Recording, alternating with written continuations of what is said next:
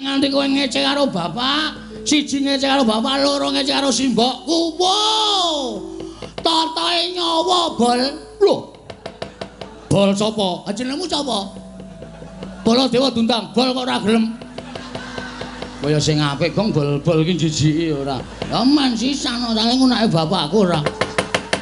Yen ngono kowe wani karo Baladewa, sing tak wedeni apamu? Walah dalah ayo. Menyang ngendi? Papane moneter Kadek Dayan. Manut metu jaba. Lho wis kan biyen tak tokke jaba. Tak tokke jero anakku akeh banget. Bagong edian ora. Caedan ora. Kaya ngono kok do ngomongke. Ngendi? Papane moneter Kadek Dayan. Wah, ora minggat ketiban Kyai Nenggala jeblok. Nyuwun agung. Muga ngayomana marang Praja Ngamarta sak isinipun. Nun mangke Koko Prabu dereng sawetawis dangu rawuh paduka Kanjeng Koko Prabu Ndarawati. Rayi para Ngamarta ngaturaken pasegan panakrami kunjuk sandhapada paduka Kanjeng Koko Prabu. Jimat sesembahan kula Koko Prabu pengayoman kula ing Dwaraka. Ya jagat pangestu karo wayah Bathara jagat nun inggih Yayi. Sakalan kong bombong raos sing manahipun ing Ngraka Ndarawati dupi kula tampi timbalanipun kadang kula Yayi Prabu Ngamarta. Asung maseganipun Yayi Prabu sampun kula tampi karya bombong raos sing manahipun ing Ngraka Ndarawati. Namung kepareng kula ngaturaken pudi astawanipun ing Ngraka kunjuk ngersa paduka Yayi Prabu kadang kula ing Ngamarta. Kula pun dicundhaka panglingga murda. Amawahana kabagyaning gesang kula Koko Prabu mboten langkung kasekecakno anggen jengandika lenggah kawula nok-nok nun inggih Yayi sampun mboten kirang prayogi bisawanipun Rakantu ing Ndarawati dinten sak mangke menika miwah Koko Prabu Baladewa sarawuh paduka Kanjeng Koko Prabu katuran karaharjan tedhak wonten ing Praja Ngamarta Koko Prabu Baladewa. Ya jagat pangestu karo wayah Bathara jagat Pathik Indra Jaladewaku. Iki Yayi. Sakalangkung bombong raos sing manahipun ing Ngraka ing Mandura. Dupi kula tampi timbalanipun kadang kula Yayi Prabu Ngamarta. Tansah pinaringaning kawidadan niring sambi kula sowan kula tebih saking Rubeda. Namung kepareng kula ngaturaken salam taklimipun ing Ngraka ing Mandura kunjuk ngersa paduka Yayi Prabu kadang kula ing Ngamarta. Yayi Prabu Darma Kusuma. Kula pun dicundhaka panglingga murda. Amawahana kabagyaning gesang kula Koko Prabu mboten langkung kasekecakno anggen jengandika lenggah. Nggih Yayi. Sampun boten kirang prayogi wiswanipun ing Ngraka ing Mandura wonten negari Ngamarta dinten sak mangke menika. Yayi Prabu Ngamarta. Wah.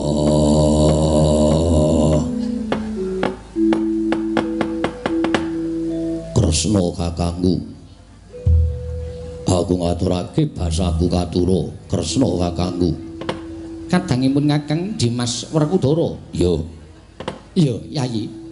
Wis ndak tampa siap diatur sembah kelawan pun Kakang ora liwat pangestunipun Kakang Tampanana. Ndak gegem dadiake jimat. Baladewa kakangku aku ngaturake basaku katura. Baladewa kakangku. Yo, Werkudara. Siadi ngaturke sembah kelawan pun Kakang wis dak tampa kanthi lega legawaning penggalipun Kakang ora liwat pangestuning Baladewa Tampanana Werkudara. Ndak gegem dadiake jimat padha prayogakna anggone lenggah ana ing Datulaya Praja Ngamarta. Kresna kakangku lan Baladewa kakangku. Ya Werkudara. Kaya wis ora kurang kepenak praptaning pun Kakang. Ya Werkudara. Kaya wis ora kurang prayoga praptaning pun Kakang ana ing negara Ngamarta. Nadyan kula ngaturaken sembah pangabekti kula kunjuk Koko Prabu kekalih Koko Prabu Ndarawati tuwin Koko Prabu ing Mandura. Arjuna ndak tampa ora liwat pangestunipun Kakang Tampanana. Yo Janaka.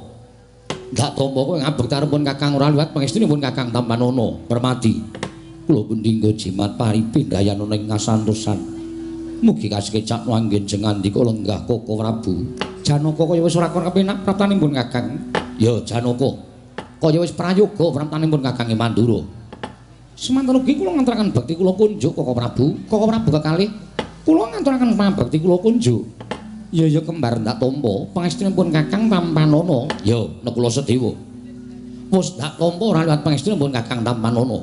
Iki kula pun dinggo jimat paripik Dayana ing kasantosan mugi kasekecen anggenjeng andika lenggah Koko Prabu kekalih. Iya kembar kaya wis ora kurang kepenak. Ya, nek kula Sedewa kaya wis prayoga praptanipun Kakang. Koko Prabu sawetawis rawuh adamel gugup gagap guragapan raos manahipun ingkang rayi ngamarta. Krana rawuh paduka ingkang sengkan-sengkan datanpa pepoyang. Upami alit utusan gandhek sak kembaran. Agengipun utusan Nayaka ing Dwarawati bilih riki lenggan mangke paduka badhe keparang tedhak wonten ing praja Ngamarta. Duh Koko Prabu saestu kula nedhi ngrakit rata kencana kinarya methuk paduka Kanjeng Koko Prabu saha nyawisaken Hermawar kinarya mijiki ampian paduka Kanjeng Koko Prabu sesembahan kula ing Dwarawati Koko Prabu jagat wasisaning Bathara Wayadara jagat Yayi kula wonten timbalaning adawuh Inaden nembe kawiyos sing pangandikan kemawon persasat sampun tumplak punjen sinundul puyuh. Manahipun ing Raka ing Dwarawati. Bebasan kadidene kejugrukan Wukir Sari kelepaning Samudra Madu. Dene semanten tandha tresnanipun kadang-kadang kula para Pandhawa tumrap ingkang Raka ing Dwarawati namung semantena. Kula suwun nata upacara ning aprajaning mangkaten menika kala wau boten pantes menawi kapisungsungaken dhateng Raka ing Dwarawati sabab Yayi pendak-pendak ingkang Raka sowan dhateng negari Ngamarta menika tanpa beda pangraos kula kadidene wangsul dhateng negari Dwarawati. Malah mangsa kala benjang menawi wonten wekdal ingkang mirunggan Yayi Prabu sak kadang badhe tetinju dhateng Projeng Dwaraka. Kaicalna jigo lawan pekewuh Durgama Sangga Runggi. Dwarawati karengko kados dene Ngamarta. Yayi Prabu matur sembah sewu nuwun ingkang tanpa pepindhan Koko Prabu. Dene mekaten wiya sing pangandika paduka Kanjeng Koko Prabu. Malah sak mangke daya-daya kepareng kula cemadhong dawuh. Wonten wigatos menapa dene paduka kepareng tedhak wonten ing Praja Ngamarta. Menawi kepareng kawedharing kathah tuwunten kababarna nanging mlayu wadi tumraping para kadang sentana. Monggo kula dherekaken manjing salebeting kedaton pepanggihan catur netra kelawan ingkang rayi Ngamarta Koko Prabu. Yayi iwale-wale menapa? Estunipun sawanipun ing Raka ing Dwarawati wonten negari Ngamarta menika ingkang sepisan tetinjul dhateng karajanipun kadang-kadang kula para Pandhawa. Syukur mangayu bagya sekethi jumurung dene tansah kahayoman dening berkahing dat kang murwengdat. Matur sembah sewu nuwun ingkang tanpa pepindhan dening ngangka kalih. Wale-wale menapa, Yayaji? Sawanipun ing Raka ing Dwarawati wonten negari Ngamarta menika namung badhe nyuwun senjata pitulung tumbak kenceng dhateng kadang-kadang kula para Pandhawa supados padhang lelampanipun ing Raka ing Dwaraka. Yayi Prabu Ngamarta hanjrah ingkang Puswitarum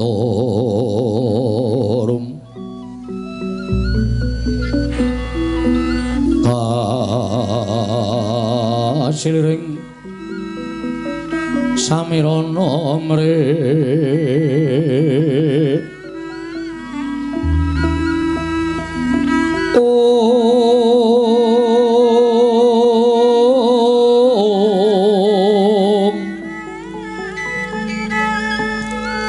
sekar kadung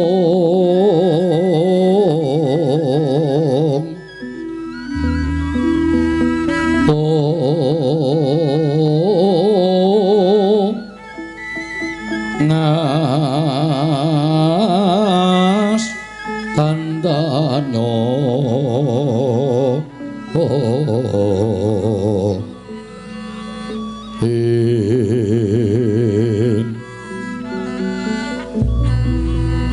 maweraras rananing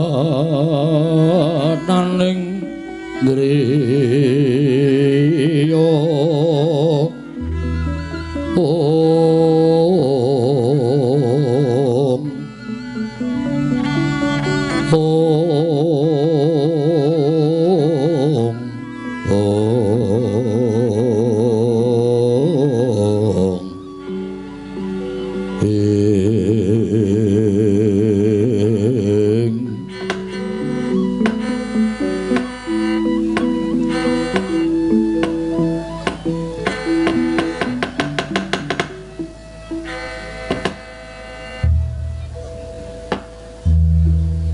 Mengko raos kados pundi Koko Prabu? Dene paduka paring dawuh ing mekaten ingkang mestinipun kelampah. Koko Prabu ing menika ingkang tansah paring pengayoman dhateng para Pandhawa. Bebasanipun Pandhawa menika ngendika sekelimah tindak sepecak boten ate tantun tansah tetarusan lan paduka Kanjeng Koko Prabu. Nanging kenging menapa dene wiyosing pangandika paduka badhe nyuwun senjata pitulung tumbak kenceng dhateng para Pandhawa. Yayi, kula wonten maring adhawuh mugi andhatosna ing ngawuningan.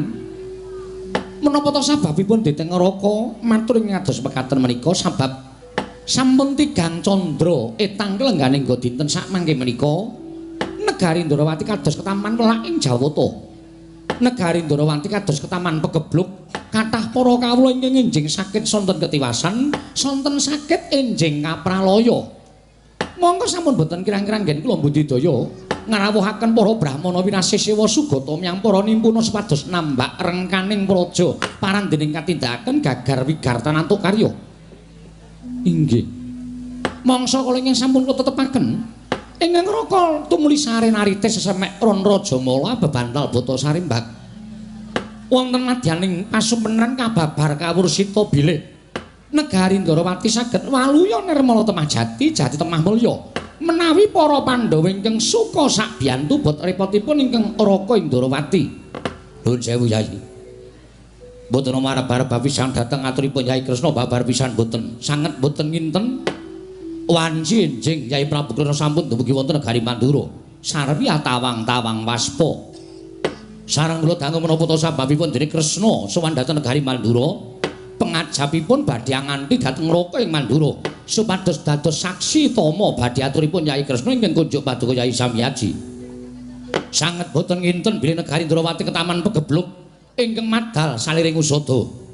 Yayi, boten nama kula badhe ngetingalaken lelabetanipun Yai Kresna babar pisan boten.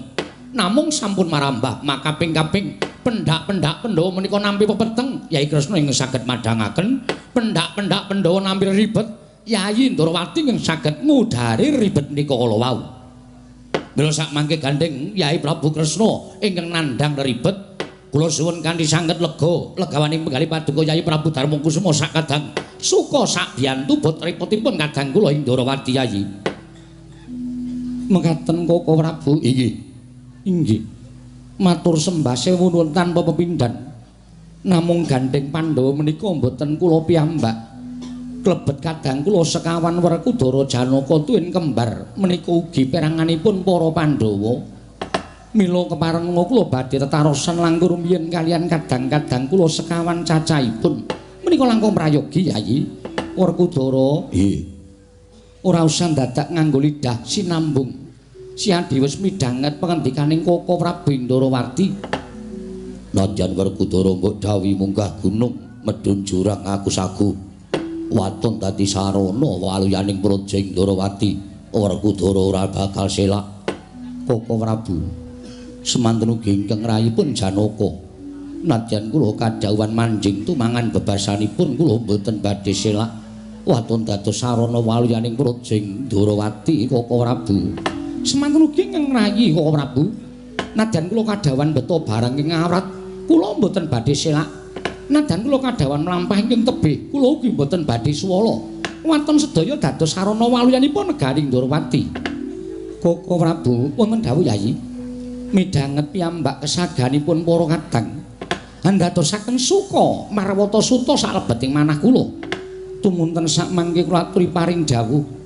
Menggah menapa ing kedah katindaken dening para Pandhawa supados anambak rengkaning praja ing Ndarawati. Yayi, wale-wale menapa? Mantar sabdaning Jawata ingkang sampun kula tampi medal margining pasumpenan. Dewa paring sasmita dhateng Raka ing Ndarawati bilih negari Ndarawati saged waluya nirmala temajati jati temah mulya. Menawi negari Ndarawati tinumbalan pusaka ngamarta pustaka jamus miyang jimat klimasada. Mila kepareng badhe kula suwun ngambil kinarya tumbal wadaling negari Ndarawati Yai Prabu Ngamarta. Ratone Ratu Tama Pati Leno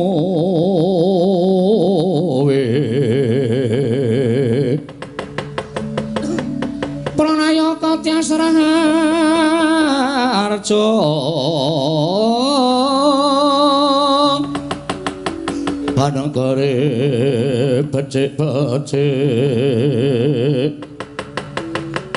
parandene tan dadi taliasing kala bendu malah bangkit mangkin handatra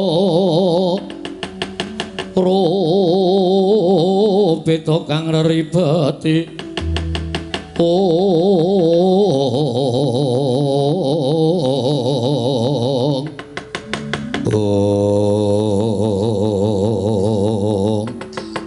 Sidemadaning Pasewakan Agung Negari Ngamarta nalika semanten midhanget sabdanipun Ngaraka Indrawati dadosaken legeng penggalipun nata ing Ngamarta Prabu Darmakusuma datan mubah datan musik nganti kaya pratima kencana pratima tegese golek kencana mas sumara cayane nganti kaya golek kencana mlenggahi kanyut pinangka wardu kanyut ujane waganten wardu jare wangeca nang durung abang idul manding dasaring pertala kasaru geger njaba piyak ngarsa tangaping kuwi kok sebaripun amu apa to kang dadi darunane ora ana macan rangke gajah medhos saka wandilan kejawi namung utusan saking Karangkadempel nggih putra kinasih Kelurahan Semar Badranaya Kelurahan Petruk Kantong bola ingkang nganti Kelurahan Bagong wantun minggah datulaya mancat ponconiti hakarya hur kang samya tumingal mangrong bareng para kawula kanca piyak ana daya minggir dalan menehi dalan to minggir ana daya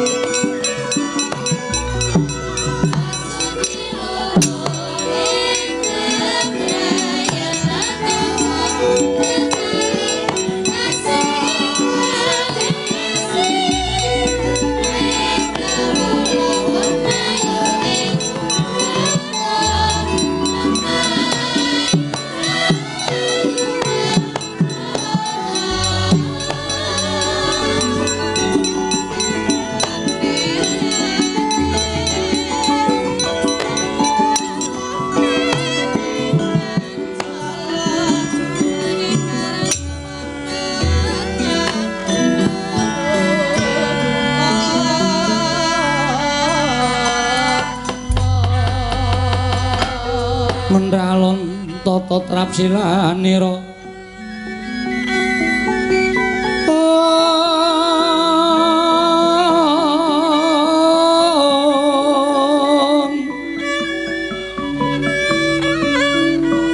ngacomaken astanira kalih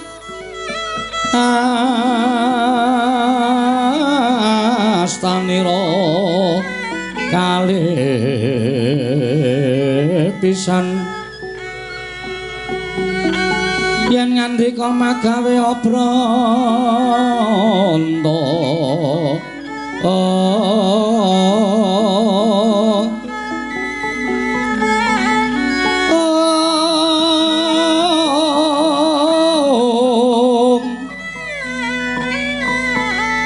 yen ngandika magawe obranta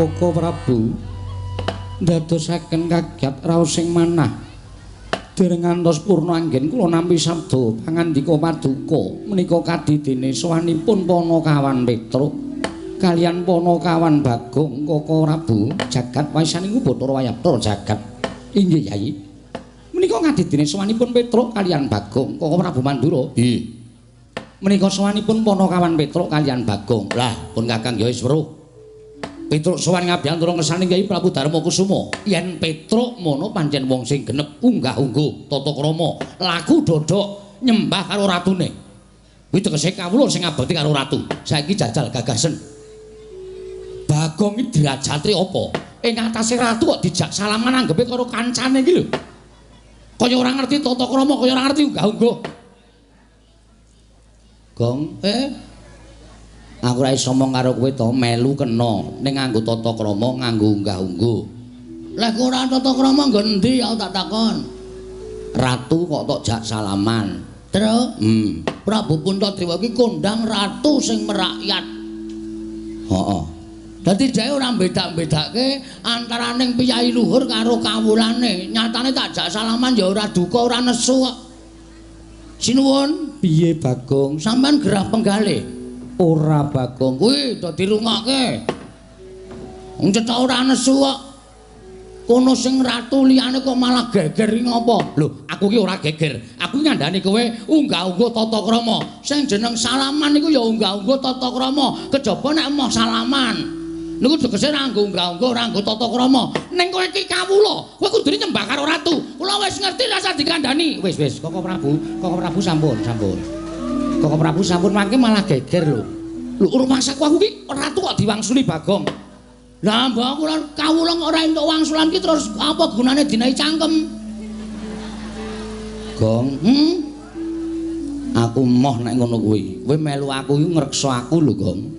Kowe kudu ngerti tata krama. Aku diwarahi kok karo ratu kudu nyembah. Sing tak ora tak sembah ora lara atine kok. Sing ora tak sembah do geger ki ngopo? Lho lah iya ning tata kramane ngono. Wis ta, kowe meneng. Lho, kok malah ngelukke aku meneng? Kowe iki melu aku Ha iya. Lah kok malah ngelekke aku? Petruk, dalem wis ta. Kowe iki wigatine apa matura? Iki ora geger kabeh. Kok Prabu Mandura padu karo Bagong, kowe padu karo Bagong ora rampung-rampung. Mau kok ya tok jak. Wong bocahe melu kok nggih.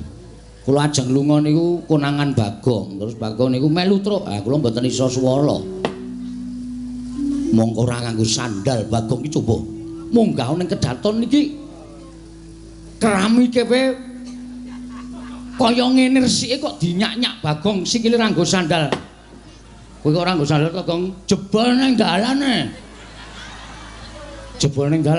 pedhot semok terpaksa cekeran aku esuk meneh iki omong karo aku matur tak tukokke ora Petruk dalem sinuwun padha kanthi harja sapraptanira Petruk tansah pinanganing kawidadan niring sambikala bekti kula kunjuk sinuwun ya Petruk ndak tampa pangestuku tampanana niki sangat anggen kawin dadosaken jimat paripe Panakawan Bagong padha harja sapraptamu Pangestunipun sinuwun Prabu Puntadewa wilujeng ndereng Sambikala sinuwun bekti kula kunjuk nggih pun. Iya Bagong tak tampa pangestuku tampanana. Nun inggih sangat anggen kawula dadosaken jimat paripe. Ana kan Petruk padha raja sapraptamu. Pangestunipun Sinuwun Prabu Ndarawati wilujeng den bekti kula kunjuk. Iya Petruk tak tampa pangestuku tampanana. Nun inggih sangat anggen kawula dadosaken jimat. Ana kan Bagong padha raja sapraptamu. Pangestunipun Sinuwun Ndarawati wilujeng ndereng Sambikala bekti kula kunjuk nggih sinuwun. Iya Bagong tak tampa pangestuku tampanana. Nun inggih sangat anggen kawula midadosaken jimat paripe. Petruk kanung bolong padha raja sapraptamu.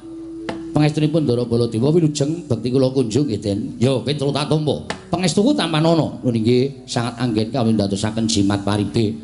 Wong edan Bagong padha raja sapraptamu. Wong edan Bagong padha raja sapraptamu. Kuwi apa ora edan kuwi? Aku kuwi Nalendra nimbali Bagong ora tanpa diwangsuli karepe piye? Gong, mbaya wangsulan to.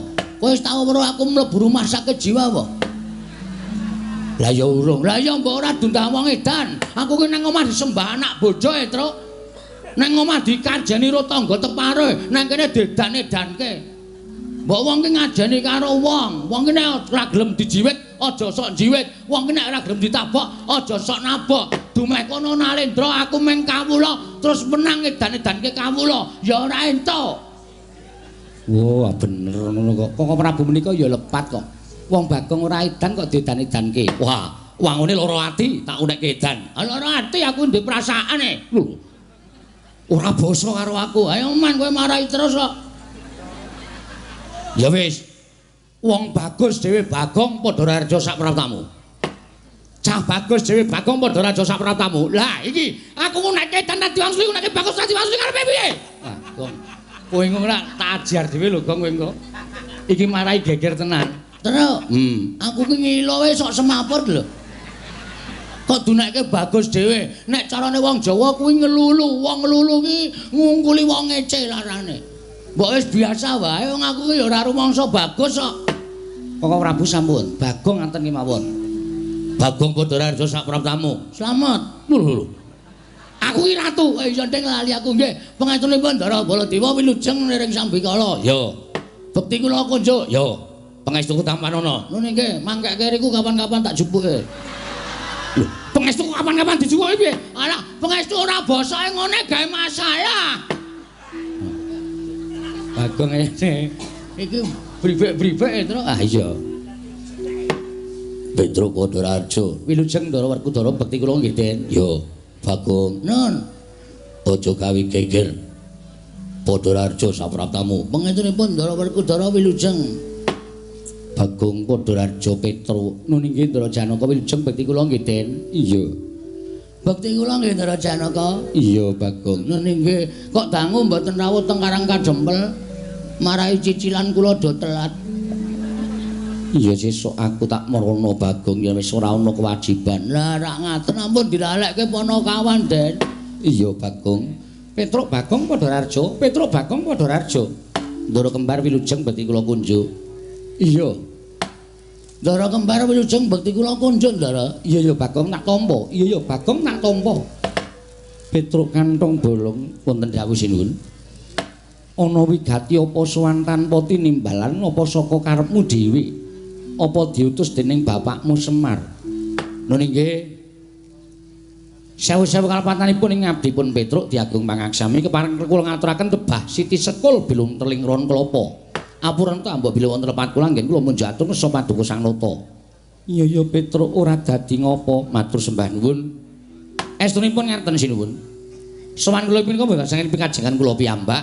Mboten saking niatipun Petruk dhewe piyambak menika mboten. Ning kula menika namung dapur dipun utus dening Bapak Semar. Bapakmu Semar utusan kowe, nggih. Bapakmu Semar kena ngapa teka utusan sira sowan ning Praja Ngamarta. Nuwun sewu kula tak sawetawis crita. Pun wonten sesasi niki Bapak Semar niku kaya wong lara ning ora lara, kaya wong masuk angin ning jane waras. Ning saben dina ming megogok enten ngarep pendopo pedukuhan. Penawange niku kosong, mripate niku kaya ora nyawang apa-apa, pendak dina mbrebes luwe metu mawon. Kula kinten nek bapak niku nangis. Mongko saben dicaosi dahar kali simbok ora didahar, caosi unjukan kali ibu ora diunjuk. Kuwatir ati kula tumuli kula sowan wong telu, Gareng, kula kali Bagong. Kula matur karo bapak, "Pak eneng apa? Nek bapak ki menggalih anak-anak, bapak ki menggalih apa? Nek bapak ki menggalih kula warga sing kepiye anak-anak wis mentas kabeh. Tur bapak ki wis tuwa. Sing jeneng wong urip ing alam padang kuwi cakra manggilingan. Nalika aku isih cilik, aku isih bayi mbiyen, mbok dulang, mbok tetah supaya iso mlaku, supaya iso omong lan sak piturute digula wentah diparingi ilmu. Ning nek anak-anak wis tuwa kuwi duwe kewajiban gula wentah karo wong tuwa. Mula nek sampeyan duwe pepinginan ki ngendika karo anak-anak, kepinginane bapak apa mengko anak-anak sing bakal nuruti. Ngoten niku. Terus Bapak Semar niku krekel-krekel sikile medun saking kursi terus nyumet rokok. Terus ngendika ngenten iki. Blegegek ugeg sak nun sewu kula tak nirokke suarane Bapak Nik Semar nggih sinuwun. Ya Petro ora apa-apa. Mengko mundhak enten tetembungan undhak ing pawarta sudaning titipan. Nek kula ora nirokke suarane Bapak. Apa tegese undhak ing pawarta sudaning titipan? Undhak ing pawarta jaman sak mangke sampun lembrah. Tegesipun sak mangke bahasanipun modern nika hoak. Iya. Upamanipun ler dusun menika wonten ula gedene sak jempol, mengke kabar tekan kidul dusun wis ana ula gedene sak kempol, tekan kidul melih pun wonten kabar ana ula gedene sak glugu. Kabar kali kasunyatan menika mboten sami menika sampun merembah wonten pundi-pundi papan. Undhak ing pawarta menika sudaning titipan menika malah sak mangke sampun dados adat budaya saka dhuwur grojok-grojok tekan ngisor ming tetes. Niku wis biasa. Iya. Pun pundi mawon pun wonten riku niku. Iya Petruk nggih. Iya, sak banjure piye? Lah, Bapak ngendika ngenten iki. Truk, aku jane gagas karo kahananku. Aku ki wis tuwa, Truk. Ning isih dipercaya dening para kawula sak Karang Kadempel supaya nyekel marang kendho kencenging Karang Kadempel. Tegese aku dadi pengareping Karang Kadempel. Mongko Karang Kadempel saiki kanane beda karo mbiyen. Ora ming Karang Kadempel, tak wawas negara Ngamarta iki kanane beda kalawan biyen. Ngamarta sing biyen dadi negara ingkang adil, makmur, warata, tias bagya mulya. Ngamarta sing biyen uripe kawula tentrem, sayuk, rukun, matsinamadan, daya dinayan, tunggal cipta rasa karsa lan karyane saiki wis beda. Kawula saiki wis padha koncatan rasa kamanungsan, koncatan moral, tegese krisis moral. Buktine neng kono-kono akeh regejegan, neng kene-kene akeh padha bentak sirah, neng kono tukar padu merga perkara sing sepele, wekasan mentala karo sedulure, mentala karo tangga teparone, mentara karo sanak kadange. Lah Ngamarta sing kaya ngene iki nek dinengke wae, negara Ngamarta ora bakal kuncara, ning bakal remuk bubuk dadi rempon. Mula aku sing dadi kewajiban ngomong negara Ngamarta duwe kewajiban benerke negara Ngamarta.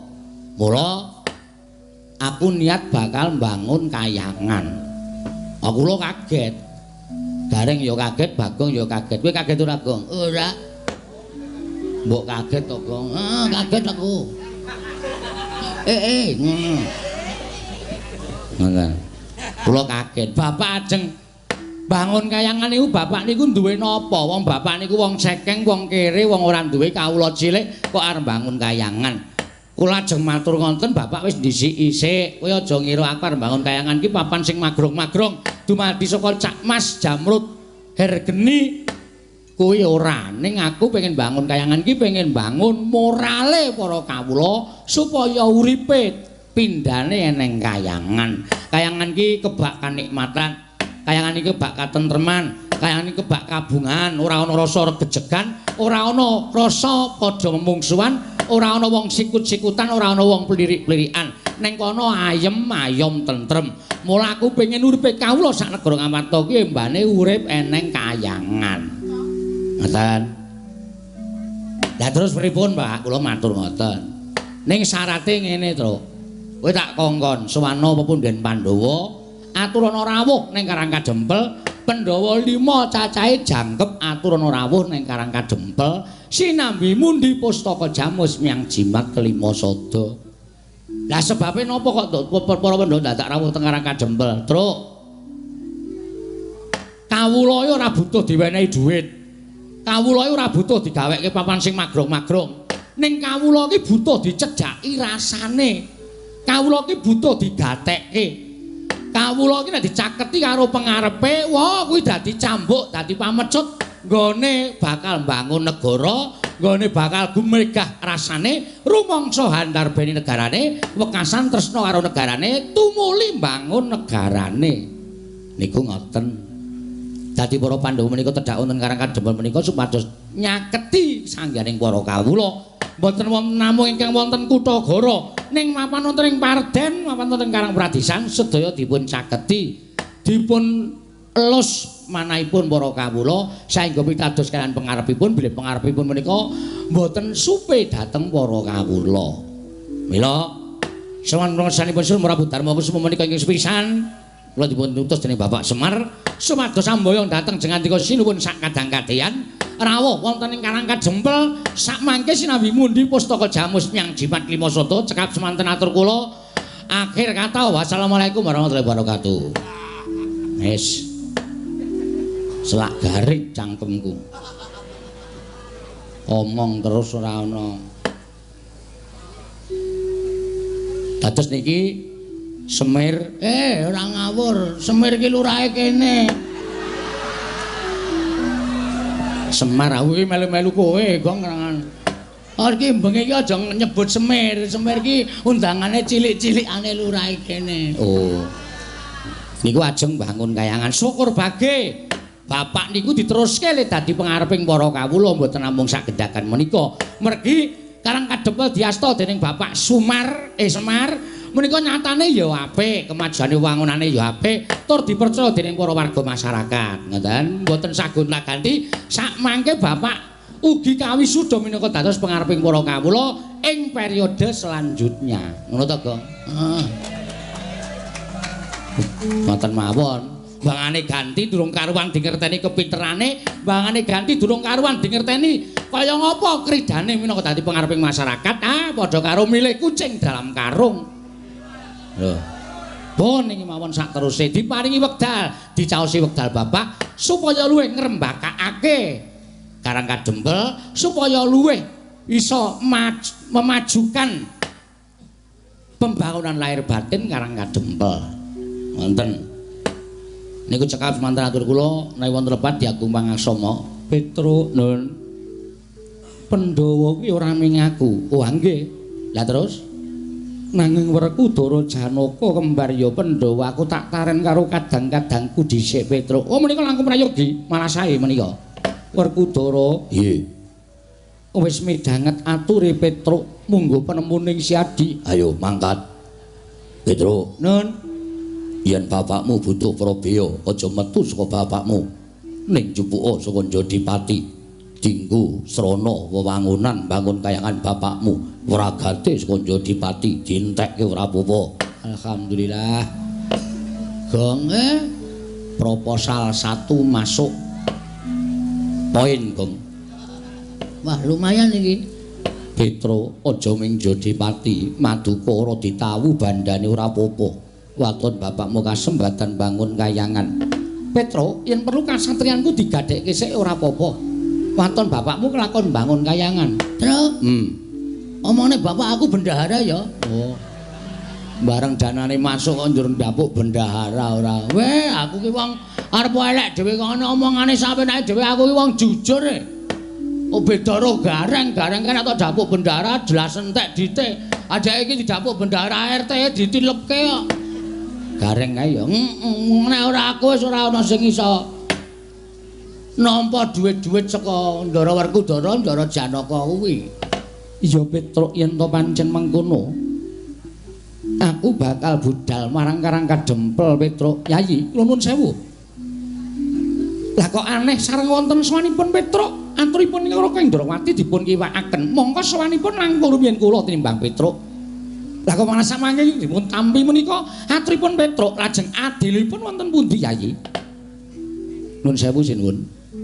Kok wonten pengendikan kados mekaten menika wonten perkawis? Iya Petruk, pripun? Sinuwun Ndarawati rawuh mrene. Nggih, terus panjenengan nyuwun ngampil pustaka Jamus Kelima Sada. Lho, kagem napa? Negara Ndarawati ketaman pegebluk bisane waluya nirmala temah jati yen to ditumbali pustaka Jamus Kelima Sada. Mula aku bingung Petruk, ngendi ingkang kudu tak dhisikake? Ndarawati apa Karang Kadempel? Oh. Ngoten to. Iya Petruk. Gong. Proposal ra sida masuk, Gong. Ha piye? Sinundarawati rawuh. Heeh. Karepe sediane Sinundarawati iki negarane ketaman pegebluk. Terus isane waluya nek ditumbali pustaka Jamus Myang Jimat Lima Sada. Mongko awak dhewe sowane kalah dhisik karo Sinundarawati. Terus sinuwun Puntadewa piye kuwi? Bingung penggalihe. Nek aku tak matur ya, Tru, ning nganggo tata krama lho. Siap. Nganggo unggah-ungguh. Heeh, ora waton ngomong, iki ngomong ning ngarepe Nalindra. Heeh. Nuwun sewu sinuwun. Sinuwun. Lagi pisane wis kleru iki ora. Nuwun sewu sinuwun. Iya Bagong piye? Mboten ateges kula arep bar-bar pisang. Abubut-bubut jengkol. Nanging sedaya menika namung dapur badhe kepengin nglairaken pangunek-unek ing atos kula. Apa? Atos. Atos ya ati, ora usah dibasake. Ati kula sinuwun. Iya piye Bagong kepiye munggo penemumu ngeten.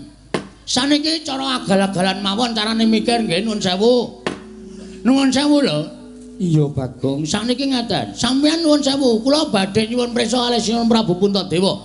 Panjenengan ya percaya nek Ndarawati ketaman pegebluk. Ya mesine percaya iki dawuhing Koko Prabu Ndarawati. Oke, ndak apa-apa. Lho. Basa Indonesia barang iki ya men-men kaya nggon TV lho, Tru.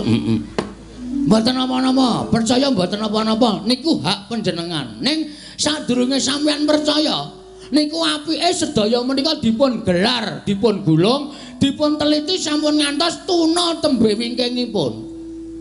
Kelire piye Bagong? Ngaten sinuwun. Sak jagat Rat Pramudita sing agem jeneng Sri Bathara menika nuwun sewu, sak ngertos kula namung kalih. Setunggal Sri Bathara Rama Wijaya, angka kalih Prabu Sri Bathara Kresna. Arta apa? Apa ta? Apa ta sebabe kok nganggo jeneng Sri Bathara? Amarga menika titising Sang Hyang Bathara Wisnu. Satapa? Sapa ta? Sapa ta Bathara Wisnu? Niku dewa sing tukang nentremke jagat, dewa sing tukang ngandum kabagyan. Nuwun sewu lho, saniki dipikir ngeten mawon, carane wong lumrah mikir. Negara Wirata niku ratune sing dadi ratu biasa. Ngastina niku ratune Prabu Duryudana, niku ratu jahat, ratu angkara murka. Monggo dewa ndawahaken pegebluk niku mesti di tempat-tempat sing wonge wis ora iso. Napa niku? Wah, mudhar ora kowe. Wonge wis ora iso eling, tegese wis ora iso manembah karo kersaning Gusti, dijak insaf ora gelem, anane mung tumindak sak kepenake dhewe. Niku Gusti mesti paling welak ing Jawata. Lah upama Gusti niku paring pegebluk, niku mesti teng negara Ngastina. Ra mungkin Gusti paring pegebluk kok tenggene negara sing dilenggahi ratu sing titis dewa. Lho niku ra wis ganjil to? Nggih to? Satu. Terus, sing nomor loro. Nuwun sewu sinuwun. Sing nami Pustaka Jamus Lima Sada ajeng dinggih tumbal. Niku api-apike ming dipendhem. Monggo Pustaka Jamus Lima Sada menika panggesanganipun para Pandhawa kacariyos menika panggesanganipun kawula sanegari Ngamarta. Nek Pandhawa koncatan Pustaka Jamus Lima Sada niku badhe apes jurite, apes jayane. Wong sing ora seneng karo para Pandhawa ajeng gawe cintrakaning para Pandhawa niku angel mijet wae ngranti suwe banyu sinaring. Monggo nek digawa teng Ndarawati menggo tumbal. Tegese Pandhawa kelangan kekuatan. Nek Pandhawa kelangan kekuatan, nek Pandhawa ana apa-apa, sapa sing kapitunan? Niku angka 2. Ana neh raga ngono iki pokoke tak kupas tuntas. Iya iya. Ning nek ana masalah kowe lho, Tru. Lho. Kok nek ana masalah aku piye? Pokoke aku mung ngomong nek ana masalah rampung ngono. Ya wis. Angka 3. Angka 3. Jaman saniki niku akeh wong sulapan. Aja. Jaman saniki niku akeh wong sulapan. Ula dadi dhuwit. Duit dadi meja. Aku biasa nek duit dadi meja kuwi. Heeh. Terus BPKB dadi duit niku wong sulapan. Ngoten. Terus wong nyewake sandangan. Nuwun sewu lho, mboten kula menika curiga. Oh lho. Cubriya kalian Sinuwundarawati babar pisan mboten. Ya nek niki Sinuwundarawati tenan. Lho nek palsu nek panjalmaning mungsuh monggo pusaka wis baca diparingke Prabu Kresna monggo sejatine niki mungsuh apa Pandhawa ora kelangan napa Pandhawa meneng mawon Pandhawa mboten lantip panggrahitane maringke pusaka wonten panjalmaning mengsah niki mengke kriwikan dadi grojogan geguyon dadi tangisan mula sakmenika Ratu Lenggahsiniwaka niku ampun ngantos nganggo netra lair tok ning nganggo netra batin inggih menika permana sejati aja nganti ketrusuban wapok nglawan aja nganti ketrusuban telik Mangendra Jala ingkang marajal saka sela-selaning garu apik ta Tru mulane aja sok ngecese aku ya ndek sastra ya ndek sastra aku sastra patri dengkulmu kowe ora padha ngoten patri menggalih ya nek Kresna tenan nek udu wah wis kebacut meneke pustaka Jamus Klimasada jebul diwenehke Kresna palsu wah Pandhawa kapitunan sinuwun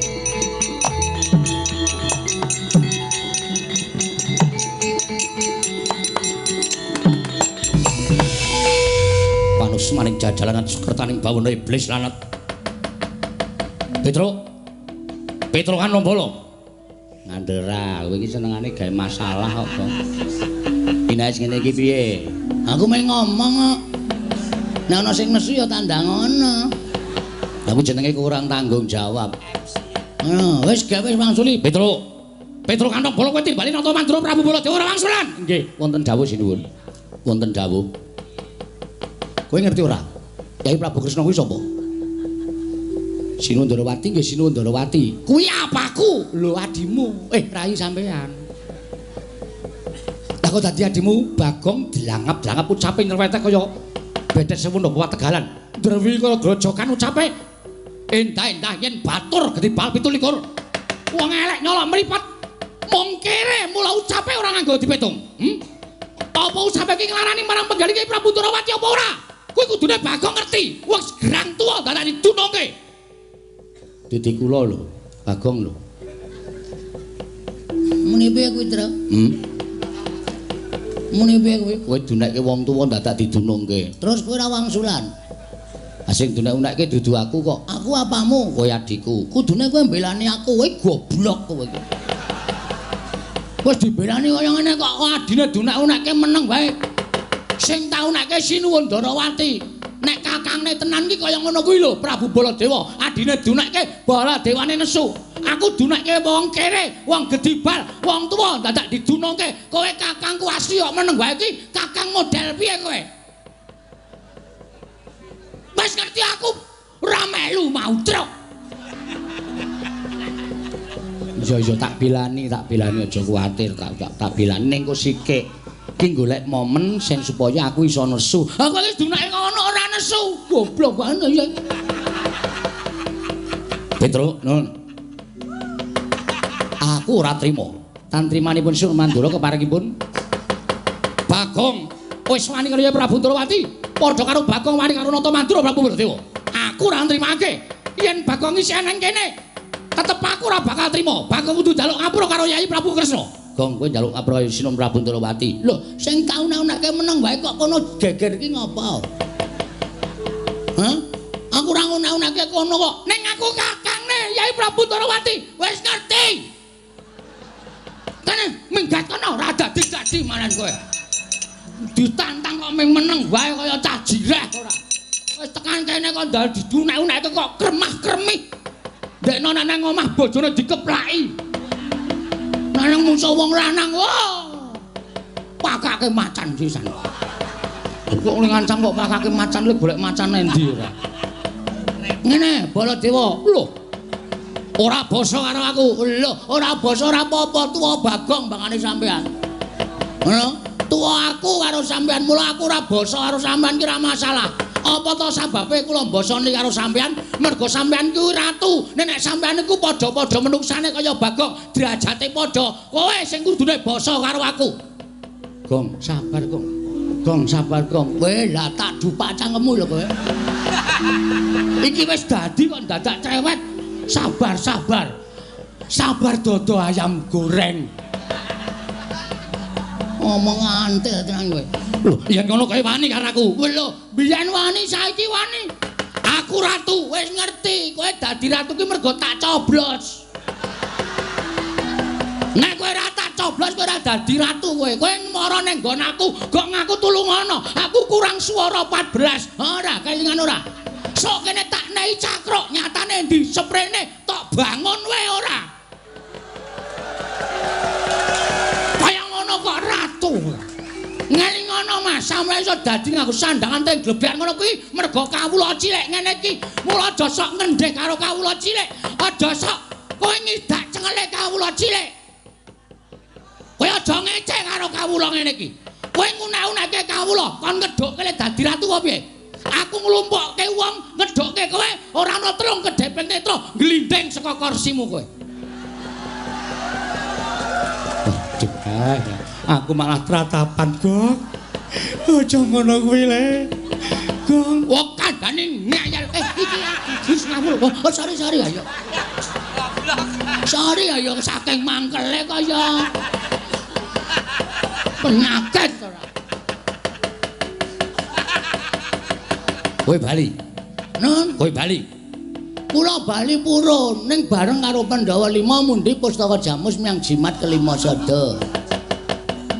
Nek ora bareng karo Pustaka Jamus kelima sada karo Pandhawa, oh.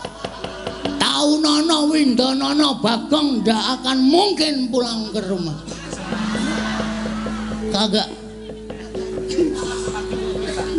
Mesu kok omongane campur bawur. Ora bakal bali. Lho, yen ngene kowe wani karo Baladewa. Lho. Kula niku mboten ajeng wani karo sampean. Sampean niku nalendra, wajibe kula ajeni. Ning nuwun sewu nggih, Mas.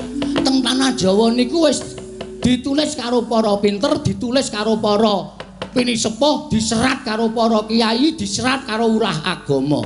Nek kowe kepengin diajeni ngajenono. Nek kowe kepengin disembah nyembah. Nek kowe kepengin di tata kramani ya tata krama karo sak pepadane. Ning nuwun sewu, sampean wau ngajeni kula napa? Sampean wau tata krama kalih kula napa? Monggo nek didelok umure tuwa Bagong, sampean ngunekke kula gedhi bal 17, wong elek nyelok mripat mung kere. Mas, sandangan iku sesuk ora diukur karo sing gawe urip. Bondo donya sampean iku sesuk ora diukur karo sing gawe urip, sing diukur mung kelakuan sing apik. Derajat pangkat ki ora dadi ukuran ning ngarepe sing maha kuwasa. Ngono dipeng-pengke ora. Sing dadi ukuran kuwi kelakuan apik. Arep Bagong rupane kaya ngene, mung nganggo sarung, mung nganggo kathok suwek. Sampeyan nganggo busana keprabon ning iso sesuk waktu di sana sampeyan tak nggo ancek-ancek mlebu swarga. Sampeyan sing tak ndelepke ning neraka. Mergo sampeyan duwe derajat pangkat dienggo ngendak wong sing ora duwe kaya ngene iki. Penyakit. Manusia macam apa kamu? Manusia macam-macam ya? Koko Prabu sampun. Koko Prabu sampun mangke mindak mboten kan Gusti, aku ora trimo. Iki nek karepe piyayake aku diundang-undang karo Bagong, malah diundhomono karo Bagong. Kowe saiki bali kono karo bapakmu. Kowe bali kono karo bapakmu. Bapakmu ki wong kere, bapakmu ki gedhi bal 17 liker. Wong bapakmu ki wong elek nyolok mripat. Bapakmu ki meng batur arep bangun kayangan ki sing guragat apa? Bapakmu wong ora gablek apa-apa. Kon ngilo karo gitoe, kon ngilo karo cengele Semar. Duwe gegayan bangun kayangan, cebol kaya wulan wutong ngitung lintang tangi kelakone jebak wurunge. Sampeyan saya gawe mangkelku lho iki. Ki nun sewu nek sak wis ngilangi tata krama. Gong gong gong gong tak mut ndasmu lho, Tru. Iki aku wis nesu tenan. Kowe ora nesu ya bapak dunakke wong gedhi bal 17. Nek ade sing dunakke wae ora masalah. Haromae. Bapak ki metu saka omah jegoke kirik-kirike tak bleh kok. Rumangsane kok dunak-unak karo Baladewa. Mas. Sampeyan wis kebangetan ngunakke bapakku. Nek sampeyan ngunakke aku ora masalah. Nek bapak anane Bagong urip nang alam padang ki bapak gojek karo Simbok. Nek gojek kebablasan bapak telat. Anjendel ning jero dadi Bagong. Mula nek nganti kowe ngecek karo bapak, siji ngecek karo bapak, loro ngecek karo Simbok, kuwo. Tatahe nyawa bol. Lho. Bol sapa? Jenengmu sapa? Baladewa Duntang. Bol kok ora gelem. Kaya sing apik gong bol-bol ki jijiki ora. Ya men sisan ora ngunake bapakku ora. Yen ngono kowe wani karo Baladewa, sing tak wedeni apamu? Walah dalah ayo. Menyang endi? Bapakne mau neter Gading Dayan. Manut metu jaba. Lho wis ken biyen tak tokke jaba. Nek tak tokke jero anakku akeh banget. Bagong edian ora. Caedan ora. Kaya ngono kok do ngomongke. Ngendi? Bapakne neter Gading Dayan. Wah, ora minggat. Ketiban Kyai Nenggala jeblok wetengmu. Gong, kowe meneng bae Gong. Lah kalih kula ora karo Bagong, padha gedene sinun. Ayo, metu coba kowe, Tru.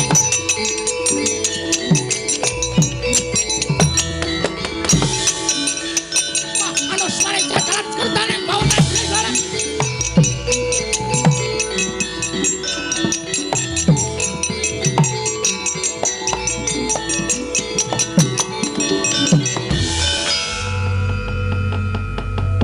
Sing tantang-tantangan Bagong kok sing gelut Petruk. Pancen wis diset lho. Pun disetel. Kula teng dalan wau pun kangsenan kalih si Petruk. Tru ngono nang kono gawe dadi geger mergo iki sediane bapak yo ora baen-baen. Terus kula mandheg kalih Petruk kalih ngombe wedang teng angkringan. Ngene wae Tru, gandeng nek nesu ki wangun aku mbangane kowe. Nek gegeran sing nesu aku ning nek gelut kowe lho Tru. Oh ya siap. Ngoten niku mula niki wau janjane pun disutradarai. Oh. Karo sapa? Kalih kula kalih Petruk. Iya Bagong nggih. Lah terus kowe arep ngopo? Ha niki ngaten mawon, prasaja blak kotang terus terang gandul. Gandeng Petruk wis entuk mungsuh. Iya. Baladewa niku kakangne Kresna, Petruk kakangne Bagong. Pripun nek sakniki digawe kakang mungsuh kakang, adi mungsuh adi. Kok kewanen kowe? Wis pun niki pun tak tekati modar mbok wis main wis. Mati kula wujuti ra apa-apa ning omah ya mung don uyak-uyak mendring kowe kok. Esuk 2000, awan 2000. Sore 2000, entek-entekan tenan. Kon kula tinggale modar mawon. Lho yen kowe arep wis niat arep tekaning pati nantang Koko Prabu Kresna, apa kowe wani? Lho wani nantang ora wani temandange piye? Koko Prabu wonten dawuh dipun tantang Bagong. Kowe nantang aku kok. Anak kono wani? Lho nek aku mesti wani wong aku ratu kok ditantang ora wani iki terus aku dudu ratu. Hah, nek ngono dadi iki. Iya dadi. Nek pancen wani madhep rene, aku ngungkurke ratu dosa kuwalat. Tak wenehi palilah, Yayi nyuwun palilah Bagong supados madhep mriki. Bagong madhep Om Rono. Siap. Gayeng iki. Baladewa mungsuh Petra, aku mungsuh Kresna. Ya men kari tumbuk bejane sapa sing entuk kanugrahaning Gusti. Bengi iki nang kelurahan Hargamulya. Kresna kalah karo Bagong. Wah, ngendini tak pasangi pamflet. Kresna KO ronde ketiga. Edan kowe. Ora edan serius iki. Wong arep gelut kok dadak guyu barang edan kowe. Ora dadi gelut nek carane ngono. Iya. Wani tenan karo sing tau wedani apamu? Wah, Bagong kowe aja edan. Meneng ora kowe? Oh, bolok anto, Werkudara to. Wah, ngapunten dan ngapunten. Oh, edan karo bendarane. Niki ajeng gelut. Aja wani karo Kresna. Pun to sampean meneng mawon. Werkudara meneng aja melu tak jajali Bagong. Semangkean temen. Amen. Ya semangkean. Lho, aku semangkean apa? Nyilih pustaka Jamus Lima Sada.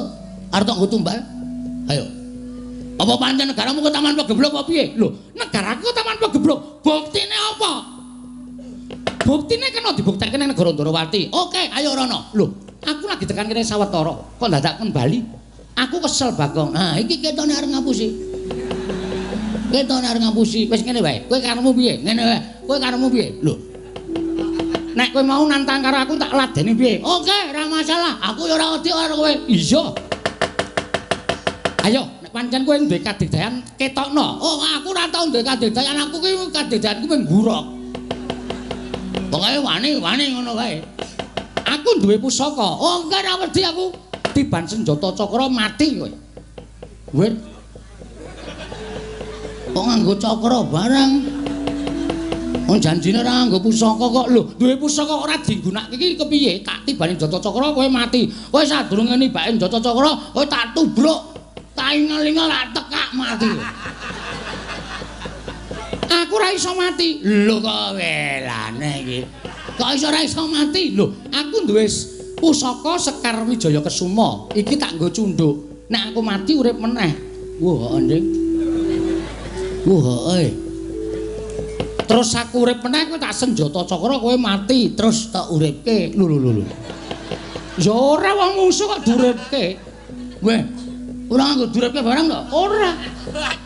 Waduh cilaka mongko aku iki nek ora duripke ora urip. Tenan ku yakin.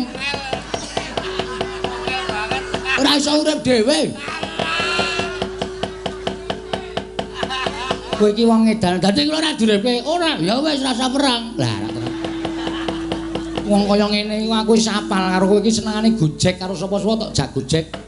Karo sapa-sapa tok jak gojek. Werkudara bareng tok jak gojek. Lah edan. Seprene urung dibalekke. Apa to? Rek. Lah. Satriya kok sing mikir rek. Wah. Nek alun-alun ketemu karo aku. Dheweke njilih rek aku. Rek gas. Tak silihi di aku dheke. Wah, seprene disak. Wong mungsuh wong kaya ngene kok ya tok ulungi lho. Wah, mengrek gas durus. Watu kok sesuk ancor dikai gas kompor kae. Nggo nyumet rokok murup sak raine. Lha idak ndasmu kowe. Ben arep ngamuk. Lho. Bagong aja ngamuk nang kene. Kowe metu njaba wae Bagong. Nggih ngoten mawon nggih sinuwun. Kula tak nututi Petra nggih. Iya sing ati-ati. Nggih, sampun nyuwun pamit sing ati-ati. Sampun nggih sinuwun. Iya, kula nyuwun ngapunten. Ora apa-apa. Aku iki kulino gojek karo kowe nggih. Kula tak nututi Petra nggih. Iya sing ati-ati. Pun nggih, Den. Nggih. Wah nesu. Oh, seniman kok nesu. Ora kena nesu. Wah, ya ora. Nggih, nyuwun pamit nggih. Yo sing ati-ati. Nggih, nyuwun pamit. Yo. Oh nggih, Den. Iya sing ati-ati Bagong. Ndarane kula sedaya nyuwun pamit. Iya Bagong sing ati. Iya Bagong sing ati-ati. Yem aku njaluk pamit ya, Yem. Nggih, Mas katos-atos. Heeh, wis saya lemu dilongi le memangan. Awake gajih tok ora. Wis ora ketok cantik. Nggih, karang teng kraton niku wonten ming maem terus. Aja dienggo gerak awake ya. Nggih. Ngejak aku nek gerak. Nggih. Wis ya iki sapa iki? Mbak Yu kula. Jenenge naminipun menika anu sinten sapa Yu? Aku Jainal. Wedok kok jenenge lanang iki. Nyemelangi iki. Sampun nggih sinuwun. Iya ya Bagong, sing ati-ati aja kaya bocah iki. Nune nggih nyuwun pamit. Iya. Sampun sinuwun. Iya ya Bagong sing ati-ati. Pun nggih, Den. Iya sing ati-ati. Ndoro dalan nyuwun pamit. Iya sing ati-ati. Ndoro kula Dewa. Iya Bagong sing ati-ati. Pun kula tak metu lho apa? Nek ora tak andani Petra iki jan tobat tenane. Niki mongko ndak malah kriwikan dadi grojokan geguyon dadi tak. Anu kula nyuwun pamit nggih sinuwun. Iya sing ati-ati aja kaya bocah. Nune nggih, karang kula niku Petra iki nek wis nesu wonten iki kae. Iya, Bingung antian kula niku. Mengke mesti wani karo Prabu Baladéwa mesti wani. iya. Nggih. Pun nggih. Iya Bagong sing ati-ati. Sampun, Ndara. Iya. Ndara Janaka pun nggih. Iya. Nah, Zainal pamit sik ya, Nah. Ini atos-atos. Kawan-kawan anu pun duwe nomor WA. Gadah. Ya engko WA-mu dilebokke WA aku ya. Inggih ngestaken. Heeh, engko men iso WA-WA-anan. Inggih. Pun wonten mawon nggih ndara-ndara sedayanipun. Iya, Pak. Iya, Pak. Iya, Pak. Iya, Pak. Kula nyuwun pamit madal paselan. Bareng. Iya sing ati-ati. Aja kaya bocah cilik. Nggih. Ana ora tak elekke. Nemerangi tenan Petra niku. Ora jan niku iki bola-bali arep ngopo. Wah, jan wis do ora tanggap. Wis pomat pamit kaya mesa dinengke wae. Mbok yo ngulungi pira 10 apa pira. Bocah edan njaluk dhuwit to. Jawa niku ngoten niku. Pomat pamit wirawiri niku men disangoni. Dene ora ndek perasaan ya kebangetan. Nalindra lenggah siniwaka ora ngesak dhuwit. Waduh. Sinondrawati, Aku ya ora nggawa. Aku ki nitik kreta mau tekan kene. walah. Ora duwe. Alah ru ngomong iki mau. Edan pelit-pelit banget ya. Dara Sesuk neng Karang Kadempel tak paringi aja neng kene. waduh semayani. Yang kowe nggo 15 ora? Sing wingi dereng diwangsulke. Alah lali aku ya ngapura ya. Karena aku kulino ya, aku paling kendel nek ora nyaur. Cah glereng ya padha. Pun ngoten mawon nyuwun pamit nggih. Iya sing Pun nggih. iya. Pun nggih. Iya. Ora ngono dak. Waduh, ngopo meneh? Dompet kula tiba. Lho, dompetmu tiba nggih. Dompet kula dawa kaya dompete canom ya lho. Lho, ning ngesak nang ndi teng mburi? Tibane nang ndi? Ah mesti teng mriki teng mriki kok. Isine apa? Werna-werna. Sertifikat. BPKB, STNB. Kabeh tiba kabeh. Ana duwite ora? Ana cah cukup e. Pira? Manut. Lho. Ku ngarep njaluk kok dhuwit kok manut. Pun. Pun nggih. Kowe pangkatmu apa kowe? Kula Tumenggung. Tumenggung sapa? Iya Tumenggung Negari Ngamarta, Tumenggung Enggal. Oh. Kowe ndedet 200 ora? Lho. Gadah ki lurah. Ana asile. Lho, disebut ampun. Oh, kene ta. Ah pecat kowe, ngerti aku ora? Iki lurah Bagong. Abdi kinasih Ngamarta iki aku. Prabu-prabu kae ratu-ratu kae do manut karo kowe 200 kae aku. Oh nggih. Nyaur Njaluk Kresna. oh nggih ngestakaken jam. Kae Werkudara apa member kae. Neng jaba njaluki dhuwit wong sing kon nyaur aku. Wah, Bagong pancen bocah. Ana kawan sing tunggal warisan. Yayi, kula nun paring dawuh, kula nyuwun pamit parengipun. madhal pasir lan kula badhe menggak kamurkanipun Koko Prabu Mandura kula semanggaken paduka Kanjeng Koko Prabu Ndarawati.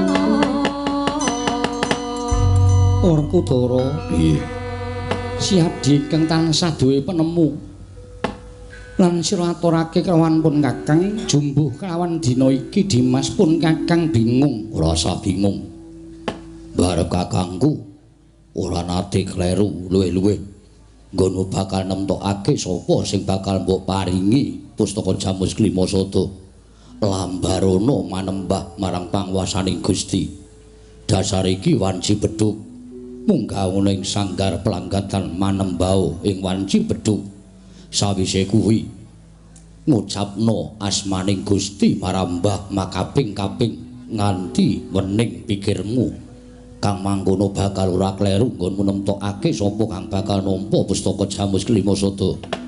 Dimas kadangipun Kakang nadan sira yayi kuwi agal gruwal-gruwal nanging tansah duweni penemu ingkang limpah. Kaya wektu dina iki yayi pun Kakang ngaturake panuwun Arjuna kula nun maring adawu tantenan para kawula aja nganti kesempyok ing aradang kamurkaning Koko Prabu Mandura padene Petruk niki ngestaken dawuh semono uga Werkudara ya ngestokke dawuh kaya wis purna gati ning pananggilan pun Kakang kundur ngedaton bubarna kang padha gantung seba kaya wis ora ana dawuh maneh Yayi Bratasena purna gatining maranggilan sanata sakundur ngedaton jelok saking dampar pentara kinapit gambaran gading kadhiraken sangganing peromban cedhi manggung ketanggung Joko Paloro ingin sami ngambil pacaraning keprabon kawis tinggal saking Mandura tindak nyosri Naranata lamun katinon saking Mandrawa kaya gumebyar busananing Sri Naranata wau